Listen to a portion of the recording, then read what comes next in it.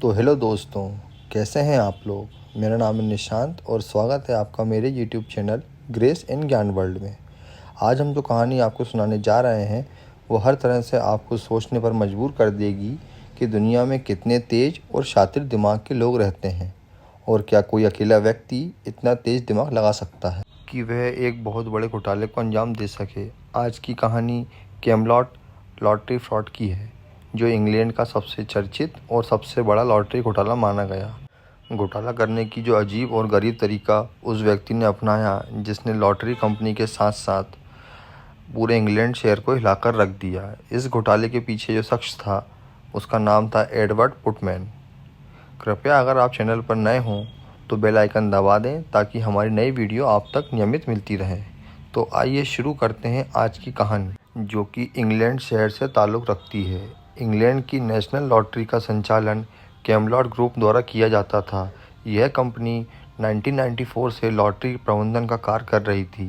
यह company Britain के सबसे बड़े जैकपॉट पुरस्कार को वितरित करने के लिए जानी जाती थी।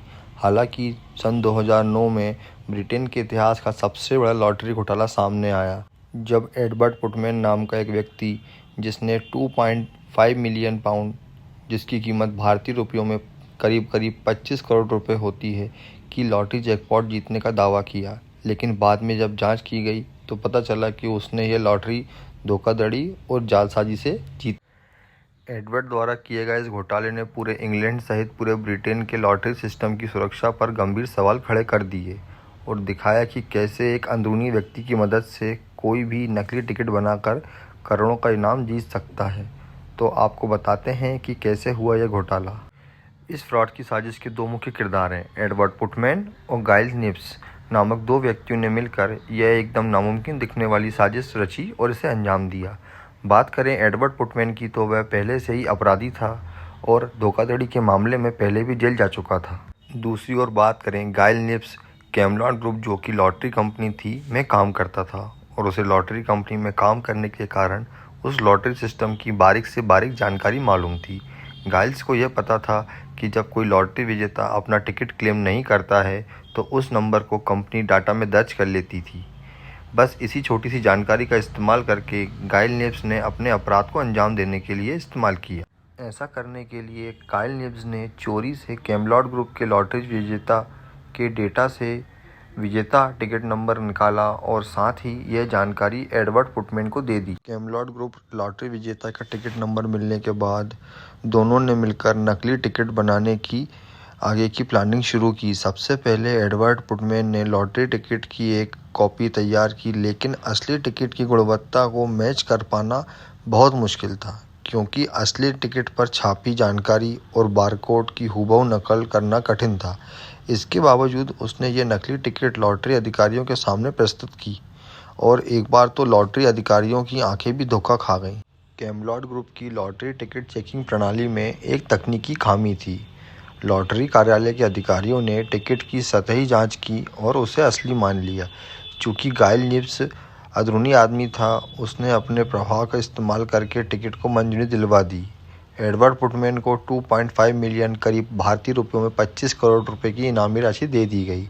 लेकिन वो कहते हैं ना कि पाप का घड़ा कभी भी फूट जाता है। बस एडवर्ड पुटमैन और गाइल निब्स के साथ भी यही होने वाला था। पैसों का लालच किसी को भी किसी भी हद तक ले जा सकता है। एडवर्ड पुटमैन और गाइल निब्स घोटाला करने के कुछ साल बाद एडवर्ड पुटमैन और गाइल निब्स के बीच पैसों को लेकर झगड़ा हुआ। गाइल्स को उम्मीद थी कि एडवर्ड उसे पैसे का बड़ा हिस्सा देगा, लेकिन एडवर्ड ने उसे धोखा दिया और बड़ा हिस्सा खुद ने रख लिया। इस धोखे से नाराज होकर गाइल निब्स ने अपने दोस्तों को लॉटरी फ्रॉड के बारे में बता दिया। उन्हीं दोस्तों में से किसी एक ने यह जानकारी पुलिस तक पहुंचा दी और इसके बाद सन 2015 में जब पुलिस को इस धोखाधड़ी की पूरी जानकारी लगी तो गाइल्स पर भी जांच शुरू हो गई। जांच के दबाव में और एडवर्ड से खाए धोखे से निराश होकर गाइल निब्स ने आत्महत्या कर ली। इसके आगे पुलिस ने जांच के दौरान पाया कि एडवर्ड पुटमैन के पास जो टिकट था वो आधा फटा हुआ था, जिससे उस टिकट की सत्यता पर सवाल उठे। जब पुलिस ने आगे उस टिकट की जांच तकनीकी विशेषज्ञों के द्वारा कराई तो ये पाया गया कि ये एक बहुत बड़ी जालसाजी थी। इस लॉटरी घोटाले को अंजाम देने वाले एडवर्ड पुटमैन को कोर्ट द्वारा सन 2019 में 9 साल की जेल की सज़ा सुनाई गई। इस घोटाले के बाद इंग्लैंड में लॉटरी प्रणाली को अधिक सुरक्षित बनाने के लिए कई कदम उठाए गए। लॉटरी टिकट चेकिंग सिस्टम में सुधार किया गया ताकि नकली टिकट का पहचान हो सके। इसके साथ ही लॉटरी जीतने के दावों और उनकी जांच पड़ताल में आगे सुगमता लाई गई।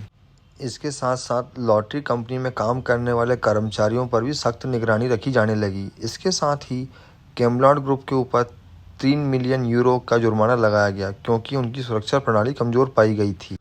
आशा करते हैं आज की कहानी आप सभी लोगों को बहुत पसंद आई होगी। आगे भी हम आपके लिए ऐसी कहानी लाते रहेंगे। कृपया हमारे चैनल को सब्सक्राइब करिए और वीडियो को लाइक करिए।